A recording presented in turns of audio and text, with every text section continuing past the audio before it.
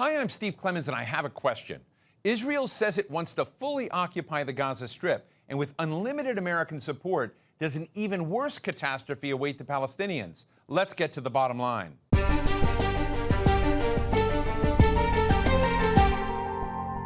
Almost 2 years into its assault on Gaza, and with ceasefire negotiations all but dead, Israeli leaders are talking about now resuming their full military occupation of the 2 million plus Palestinians there. For the Palestinians, that may spell a worse catastrophe than the nightmare they've been living so far. Israel has killed now tens of thousands of people, starved the rest, flattened the territory, and announced a staging area for expelling them from their homeland. And President Donald Trump, when he was asked about Israel's occupation plan, said, "That's going to be pretty much up to Israel." So what does the future hold for the millions of Palestinians who are under Israeli attack in both Gaza and the West Bank? And what does the future hold for the Israelis who have been trying to avoid a long-term diplomatic solution for decades? Do all signs point to a permanent war? Today, we're talking with Daniel Levy, who's president of the U.S. Middle East Project, and he's a former advisor to the Israeli government.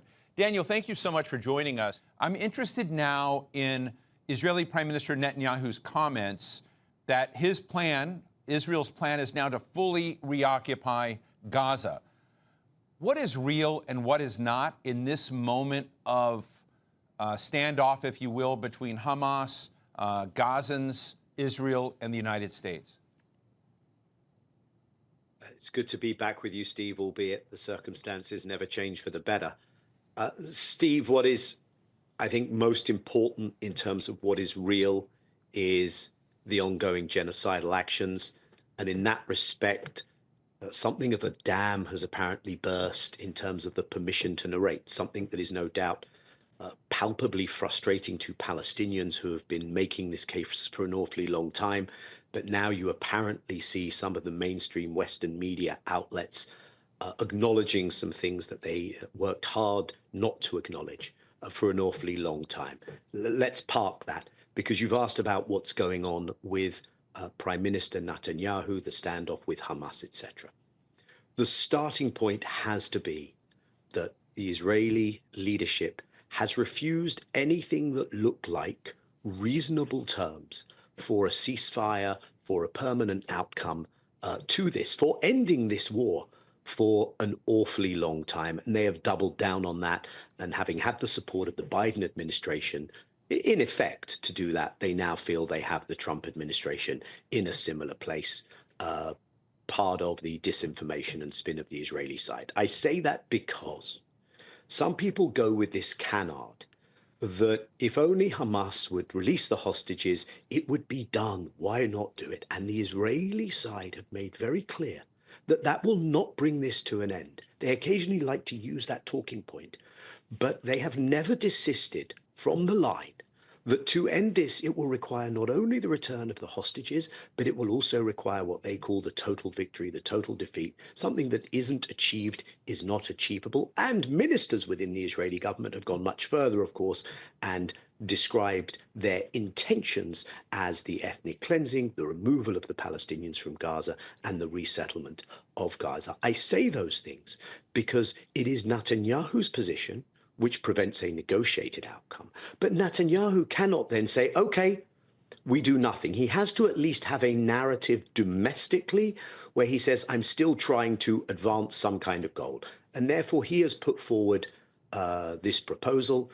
As we are speaking, Steve, it's not entirely clear which position will be adopted by the Israeli Security Cabinet, but he has put forward this proposal where the remaining approximately 25% of the territory of Gaza, it's a tiny territory to begin with, of course, that would be fully reoccupied by the Israeli forces. That is the area into which Israel has kettled the Palestinian population into 3 areas, mostly in the southern strip of Gaza, because they want to push them as close to the Egyptian border as possible. The Israeli military chiefs have said, if we do that, not only will that significantly endanger the remaining Israelis being held who are still alive, but it will also be a tremendous burden on the military that is already exhausted. And then we will be responsible for the entirety of service provision in Gaza. None of these things are smart militarily.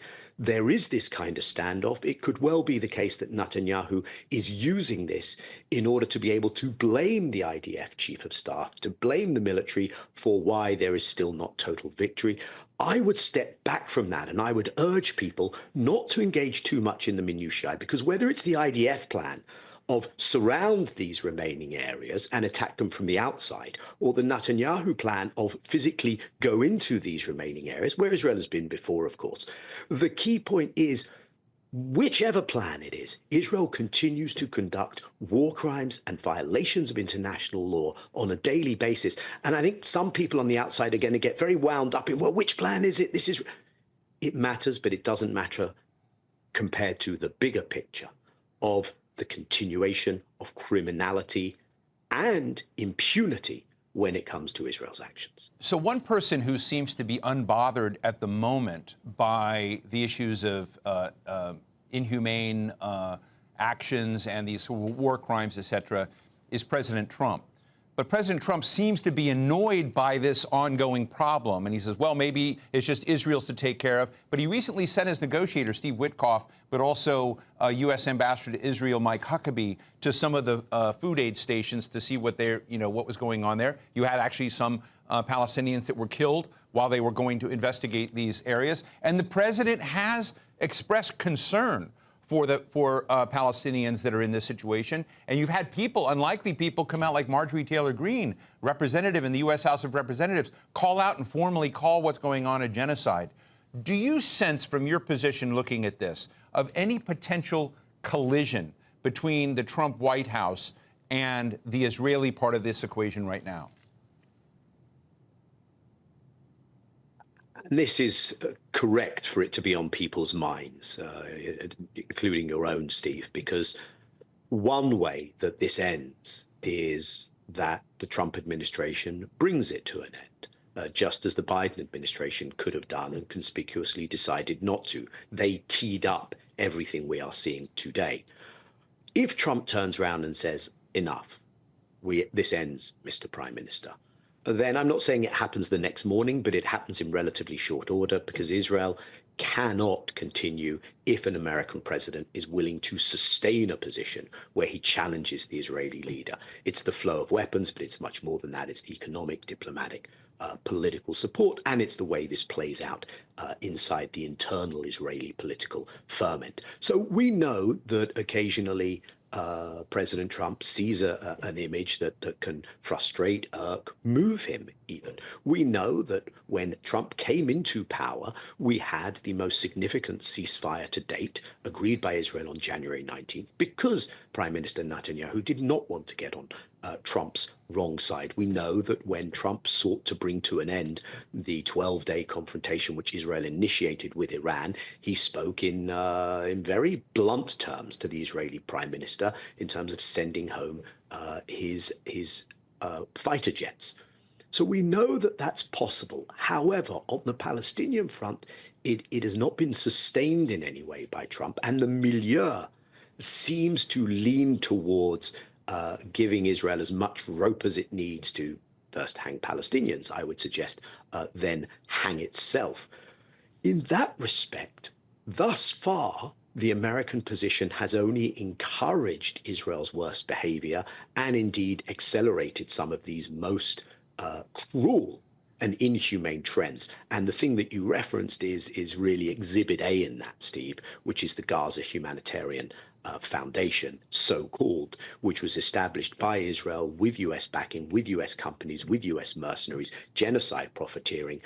And we saw that this was precisely how aid can be weaponized and instrumentalized in order to continue killing and in order to pursue a political objective of displacing Palestinians to particular areas, because only 4 aid distribution centers were set up. They were set up in a way where they soon become mass slaughter and killing zones. There were nowhere near enough points of distribution, nowhere near enough material being distributed. Palestinians had to travel long distances. That was intentional in order to get there. And then they had Israeli snipers opening fire. We've had whistleblowers bringing that to our attention. So thus far, that has only contributed to a worsening situation.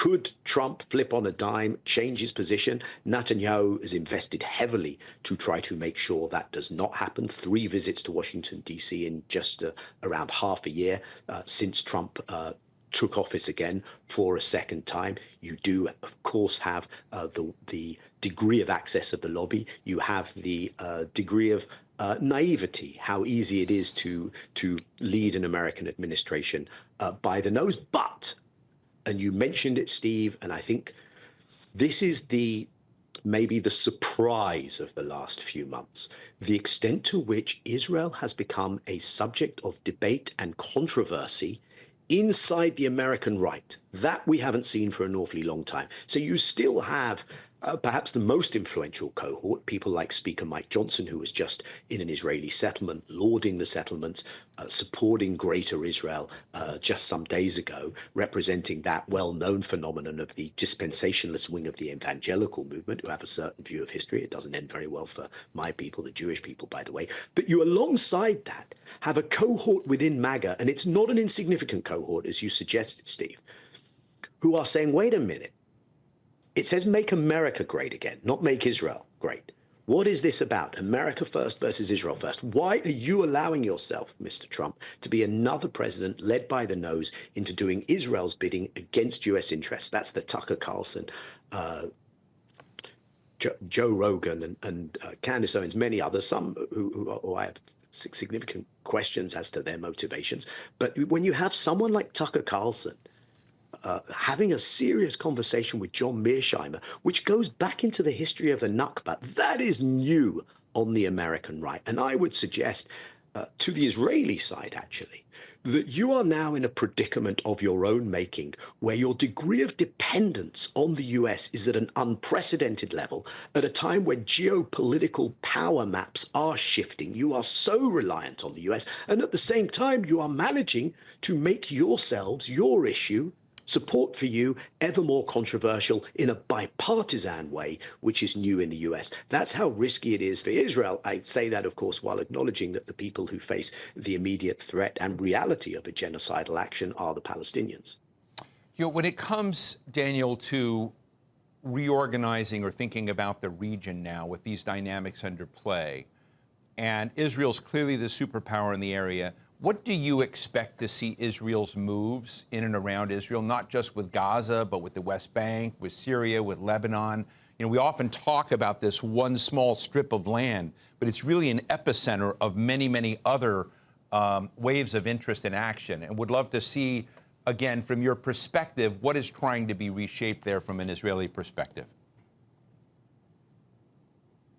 And that's a fascinating thing to start to unpack and explore, because what we apparently have is an Israeli leadership focused not only on this zero-sum path vis-a-vis the Palestinians, but also with an extremely ambitious and far-reaching hegemonic agenda in the region. And the question there is, are we witnessing double overreach? Regional overreach and overreach vis-a-vis the Palestinians on the part of Israel, or will they manage to see this through?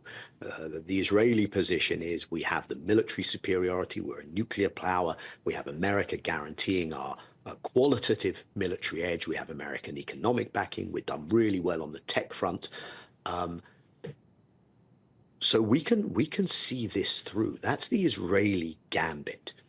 The counterpoint to that is, this is a small country with a small population, surrounded by people who it seems to be insisting at the popular level on not only angering, but having them seething. I mean, you know, I know what it feels like for me, and I'm sure for you, Stephen. I'm in London, you're in DC. You know, we know what it's like in our milieus, in the environments in which we operate, to see these harrowing, unforgettable, unconscionable daily images coming out of Gaza, that reality. But let's imagine what that's like in the near neighborhood, where there is more of a religious, ethnic affinity, connectivity to what is going on. That is a significant expanse. Now, much of the leadership in those states is desperately trying to insulate itself, to shield itself from public backlash that they are not doing enough.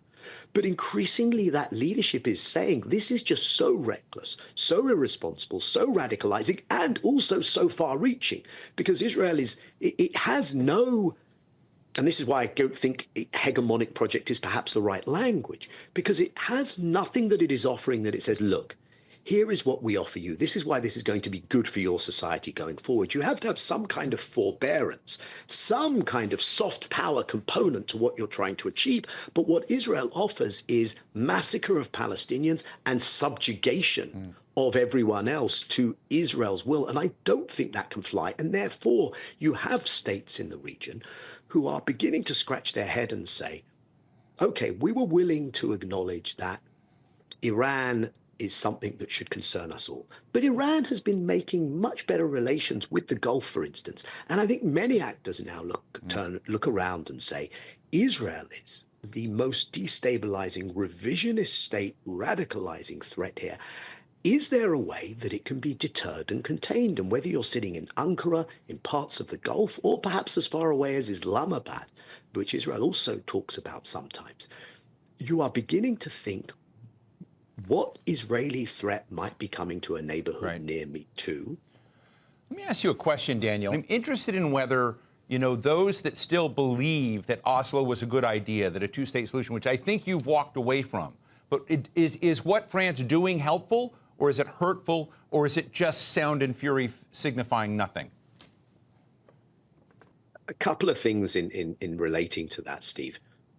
Well, one thing that I don't want to dig deeper into, it's for Palestinians to lead this conversation. But one thing we have to acknowledge is what is going to be missing in September at the UN General Assembly, and what has been missing for these past 22 months is a Palestinian leadership that can articulate with legitimacy and credibility derived from their own people a position which really pushes the envelope. The one person who you haven't quoted and I haven't quoted and no one has quoted throughout these most horrible of days for Palestinians is their own supposed leader, Mahmoud Abbas, the Secretary General of the PLO, Hussein al-Sheikh. They are absent.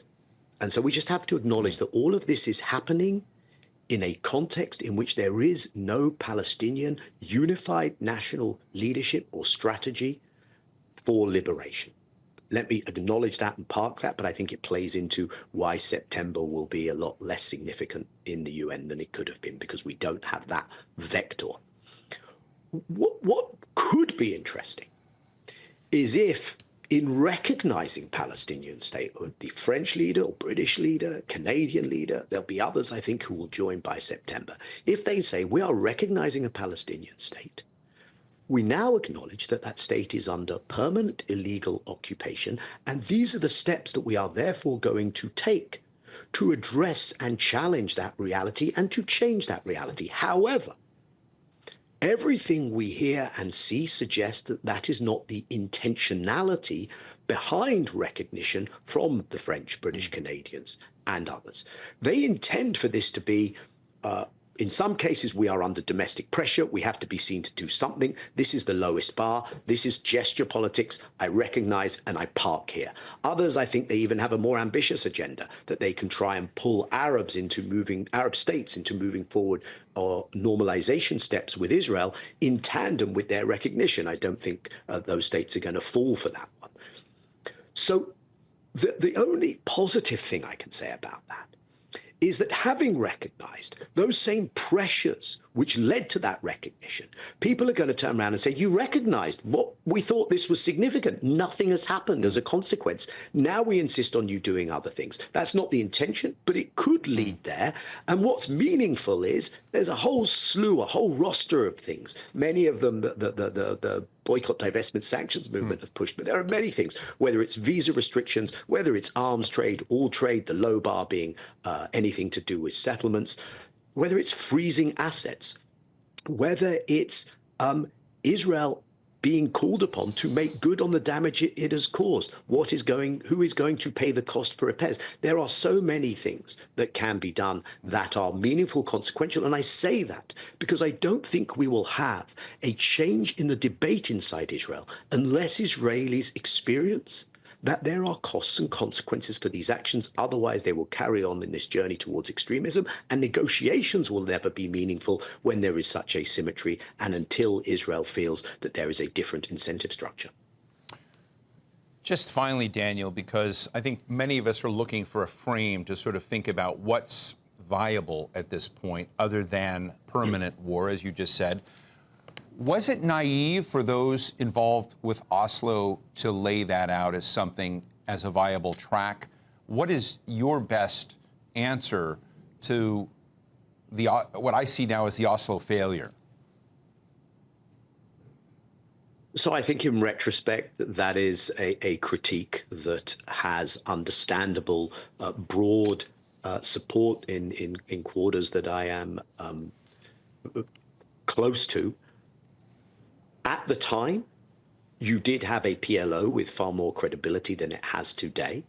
There's still a credibility deficit then, that seemed to embrace that, and therefore there was some logic in pursuing that. I think one has to acknowledge that 3 decades later, more than a quarter of a century after the deadline Oslo itself set for a final agreement, that to continue to play in this Potemkin peace process is not a way forward. And you therefore have to acknowledge, I would say, 2 crucial things. Number one, that asymmetric power structures guarantee the same outcomes and worse outcomes. And you have to simply address that. You have to challenge Israeli impunity. By the way, if for no other reason than you, Western states, are complicit in those war crimes if you do not distance yourselves from them and if you do not end arms trade, etc. There's a group called the Hague Group, led by Global South countries, that are precisely trying to do that. Number two, one has to acknowledge that Israel has created a one-state reality. That one-state reality can either lead to ethnic cleansing or to the continuation of apartheid or to equality. If Israel seeks to not pursue that, then it has the right at any moment to unilaterally withdraw and challenge the international community to accept that there is a possibility of a Palestinian state. It hasn't done that. Therefore, one has to pursue the idea of rights and equality rather than an ethno-supremacist regime within that one-state reality. And by the way, that includes Jewish Israelis. I would argue that Jewish Israelis will be safer in a post-Zionist reality rather than one in which they pursue zero-sum physical destruction of the Palestinians, because there is going to be blowback. I don't want to see what's happening to the Palestinians, and I don't want to see that moment of blowback. It can only be avoided if we take a very different approach. Very sobering. We always appreciate our discussions with you. Daniel Levy, president of the U.S. Middle East Project, former advisor to the Israeli government. Really appreciate your candor and for being with us today, Daniel. Thanks so much, Steve. It's good to be with you. So what's the bottom line? In science fiction movies, we watch stories about dystopian futures where the world is ending or societies are unraveling and inhumane atrocities are normalized. But then there's always a superhero that comes to save the day, or some average person's benevolent actions just turn everything around, or sometimes even the bad guys have a change of heart. But the story of Gaza is one where there is no superhero, and there are lots of villains. No one is around to tell Israel what Shakespeare wrote 400 years ago. These violent delights have violent ends. So the world watches an entire culture being killed in full daylight in front of cameras, and the major powers continue to double down on their out-of-the-box plans, in a sign that what is yet to come is very dark indeed. And that's the bottom line.